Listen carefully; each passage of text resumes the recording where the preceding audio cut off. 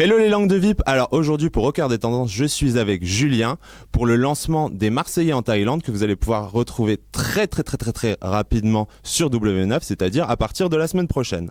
Alors Julien, déjà, on te retrouve pour la 4e saison dans Julien et ses ex. Julien et les Marseillais. Alors... Ouais, quand même, hein, parce que c'est quand même un gimmick avec toi, c'est qu'on retrouve toujours tes ex au casting. Alors, est-ce que tu as une explication? Je comprends pas, je pense que je dois marquer toutes mes ex, je dois les marquer, elles doivent avoir envie de passer du temps avec moi. Elle t'aime beaucoup, quoi. Elle m'aime beaucoup, elle m'aime bien. Alors, justement, qu'est-ce qui fait qu'on te rappelle tous les ans comme ça? À ton avis, qu'est-ce qui fait que la production t'aime autant? Je pense qu'avec la production, j'ai une grande confiance en eux, ils ont une grande confiance en moi. Malgré qu'on pense que je suis pas très professionnel, mais je suis très professionnel, je suis quelqu'un de très droit. Okay. Et voilà, je pense qu'on a une confiance. Alors justement, 4e saison des Marseillais, cette fois-ci tu pars en Thaïlande. Alors qu'est-ce qu'il va y avoir de nouveau et de différent dans cette saison? Déjà, le plus nouveau, c'est la culture. Ouais. C'est un truc, je pense que ça s'est jamais fait déjà dans la télé, d'aller sur le territoire asiatique, ça s'est jamais fait. L'Asie, ça n'a jamais existé. Déjà la culture, les paysages surtout aussi. Ouais. Et surtout, une équipe surmotivée. Je pense que cette année, on était tous très motivés. Alors justement, à la différence des autres télé-réalités, vous côtoyez en dehors des tournages. Et ce que le public sait pas, c'est que, voilà, on sait pas comment est-ce qu'on va vous retrouver et tout. Alors justement, quelles sont vos relations le jour du départ? Donc nous, c'est vrai qu'on reste pas ensemble seulement dans l'aventure, on est tout le temps ensemble dehors, on peut s'appeler et d'un coup se retrouver. Moi, j'ai déjà invité plusieurs Marseillais dans ma famille, manger avec mon père. Je veux dire, on a des très bonnes relations. Après, il n'y a pas que les aventures, après il y a des disputes même en dehors. Ouais. Moi, les problèmes, je les aime en Thaïlande, à Rio et à Marseille. Moi, les problèmes, c'est ma vie. Et après, voilà, nous, on part dans un état d'esprit où, quand on part en aventure, on s'appelle tous. Un mois avant, on est tous excités, on se languit, on est zéro problème avant de partir. Okay. Mais après, même avec Jessica, même avec Jessica, nous, ça s'est fini à Marrakech, on s'est revus en soirée, mais je veux dire, voilà, on est ex, on sait très bien qu'on ne se remettra pas ensemble. Après, voilà, c'est sûr que se dire qu'on va vivre dans la même maison pendant des semaines, ça risque d'être compliqué. Ouais, toujours quoi. Bon, après, on est ex, on va pas se remettre ensemble. Avec toi, on sait jamais, hein, parce que c'est un peu ta spécialité quand même, te remettre avec tes ex. C'est vrai qu'avec moi, c'est compliqué, on peut pas savoir. Et même moi, je sais même pas. Ouais. Même moi, je prépare pas mes coups, en fait, je vis au jour le jour et puis ça peut aller trop vite. D'accord, ok. Alors justement, dans la bande-annonce, on voit que tu maîtrises pas trop les langues, mais tu maîtrises pas non plus ta langue, hein. Ça, t'as du mal à la contrôler. Alors justement, qu'est-ce que tu leur fais pour qu'elles veuillent toutes revenir vers toi? C'est quoi ton secret? Je sais pas. Je sais pas. Je fais rien de spécial. Je sais pas. Je pense que j'ai un petit côté de folie que les filles doivent bien aimer. Ouais. Je suis une personne très franche. Je pense que j'ai un peu de charisme et je pense que les filles elles aiment bien. D'accord. Et alors, qu'est-ce que t'as pensé justement quand t'as vu débarquer les nouveaux? T'en as pensé quoi? Parce que ça fait 4 ans que t'en vois arriver. Est-ce que pour toi ils sont meilleurs? Alors quand j'ai vu débarquer les nouveaux, déjà ça a été très dur pour moi parce qu'on était sur le toit d'un building au 55e étage, j'ai le vertige, je ne pouvais pas regarder devant moi. Okay. C'est-à-dire qu'à chaque fois que je levais un peu la tête, j'avais envie de vomir, donc je suis obligé de la rebaisser. Donc j'ai dû attendre quelques heures déjà. Voilà, donc, déjà pour bien les voir, j'ai dû attendre 2 heures après. Okay, après quand je les ai vus, je les ai trouvés, déjà je me suis dit que ça allait être une bonne équipe. J'ai vu Aurélie, je me suis dit bon c'est mon ex. Ça faisait 2 ans qu'on s'était pas vu. D'accord. J'ai trouvé qu'elle avait changé et direct dans ma tête, je me suis dit, je vais essayer de la récupérer. D'accord, ok. Alors justement, Jessica une grande blonde, Meryly une grande brune, Aurélie une petite brune. C'est quoi finalement ton type de fille? Moi, j'ai vraiment pas de style particulier. Je pense que... Tu en fin de soirée, non, j'ai pas de style particulier de fille. Moi, j'aime bien une fille... Déjà, il faut qu'elle me plaise. Ouais. Et puis avec un peu de caractère aussi. Voilà, j'ai pas vraiment de style, moi... Tant que ça a des cheveux longs, c'est bon. Ouais. Ok, ça c'est fait. Donc les cheveux courts, désolé les filles, faudra penser aux extensions. Et alors justement, cette saison, petite nouveauté, là on voit que les productions aiment bien mettre des coachs et tout ça. On a vu Moundir. Alors qu'est-ce que ça a été toi ta réaction en voyant Moundir justement dans le programme? Donc déjà, on part sur le de Koh-Lanta, la bouqueuse elle nous annonce ça et tout. On se dit waouh, les Marseillais survivre, ça va être compliqué quoi. Nous, on aime bien vivre, pas survivre. Donc on est parti, on a joué le jeu et puis on arrive sur l'île et puis on voit Moundir. Et là, on s'est dit, ça va vraiment être de la survie. Nous, on pensait que ça allait être survie, voilà. Voilà, survie gentille. Non, non, non, c'était de la survie. C'était de la survie, voilà. Moundir, il nous a coaché, il nous a expliqué comment faire du feu, où c'est qu'il y avait une fontaine, donc il nous a parlé avec une boussole, il fallait suivre une boussole pour trouver une fontaine. C'était vraiment de la survie, et ça a été très dur. Et en voyant Moundir, on s'est dit, là, enfin, de suite, on a compris que ça allait être de la vraie survie. Ouais, d'accord, ok. Bon, niveau nourriture, ça va, vous aviez déjà une bonne dinde dans l'équipe, donc.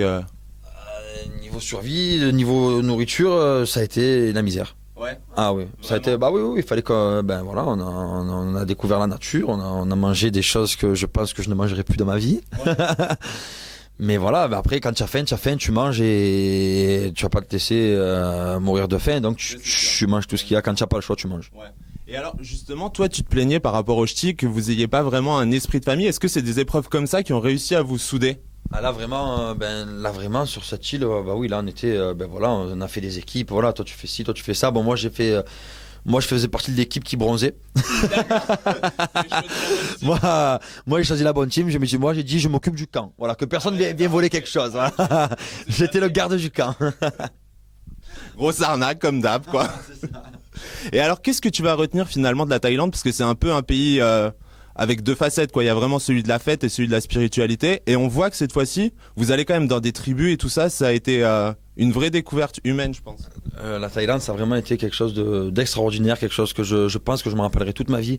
Ma plus belle aventure, mais voilà, c'est quelque chose d'exceptionnel. Et franchement, je pense que les personnes qui vont regarder ne regretteront pas de regarder. D'accord, ok. Et alors, maintenant, on va passer un petit peu à des questions langue de VIP quand même, hein, parce que je pense que t'es peut-être pas au courant, pendant que vous étiez en tournage, on a eu droit à Charlotte, qui a été sur le Mac pour dire qu'en gros, les anciens avaient fait pression sur la prod pour qu'elle soit boycottée du programme. Parce que soi-disant, elle devait intégrer l'émission 2 semaines après tout le monde, et apparemment, vous, en tant qu'ancien, vous avez dit non, mais hors de question qu'elle vienne dans l'aventure. Donc alors moi déjà, j'ai jamais été au courant que Charlotte devait venir. Et je pense que si elle serait venue, moi j'ai rien contre elle, j'ai jamais rien contre elle. Moi aujourd'hui elle m'appelle, je vais lui répondre au téléphone, donc je me sens pas du tout concerné. Je pense que la production, s'ils auraient vraiment voulu la faire venir, elle l'aurait fait venir, parce que la production, énorme que ça sur. Non, la production, ils font ce qu'ils veulent. S'ils veulent faire venir Charlotte, ils font venir Charlotte. Nous, on est là, on est des personnes qui partent en Thaïlande pour découvrir ce pays. On n'est pas des personnes à dire telle ou telle personne vient ou pas. D'accord. Ok. Et alors, petite question, est-ce que, comme Kim, tu pourrais craindre de voir, entre guillemets, ton sosie plus jeune débarquer dans l'aventure? Parce qu'elle, avec Aurélie, c'est quand même une petite copie avec quelques années de moins. Est-ce que pour toi, c'est une crainte de te faire remplacer à un moment ou à un autre? Non, au contraire, moi je pense que même j'aimerais bien. Ouais. J'aimerais bien quelqu'un qui ait du caractère, qui aime les problèmes comme moi, qui aurait pas peur de venir face à moi m'affronter. C'est quelque chose même que j'espère avoir un jour. D'accord. Au contraire, c'est un truc que tu n'as pas trouvé chez les nouveaux. Pour l'instant, c'est pas qu'ils osent pas, c'est que voilà, moi je suis quand même quelqu'un très impulsif, tout ça, et je pense que c'est un peu compliqué de me tenir tête.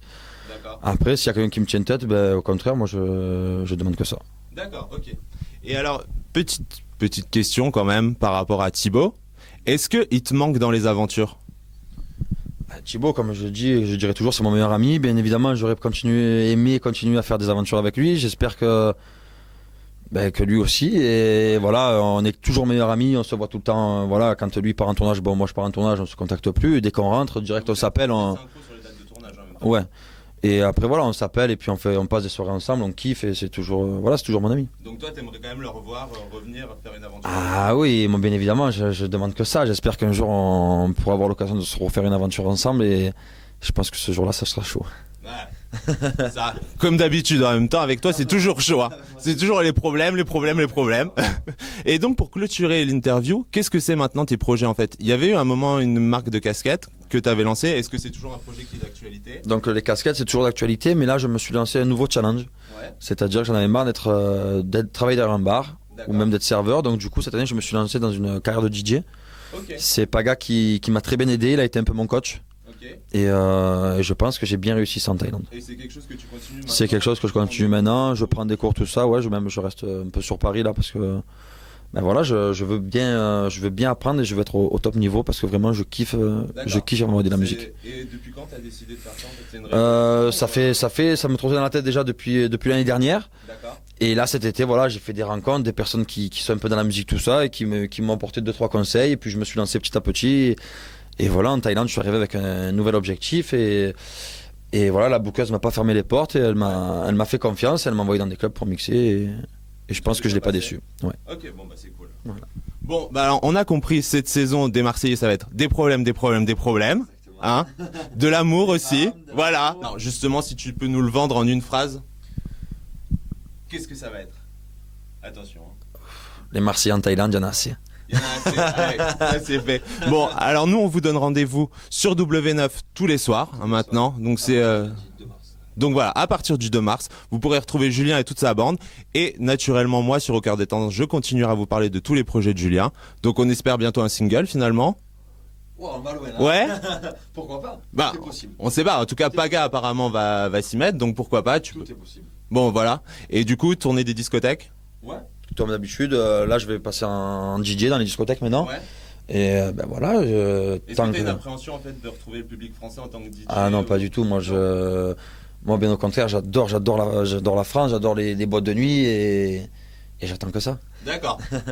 Bon bah alors on a hâte de découvrir ça. Alors moi je vous dis à très bientôt et surtout vous restez sur Au Cœur des Tendances pour tout connaître. Je vous ai dit l'actualité de Julien et de tous les Marseillais. Je serai là pour tout vous dévoiler.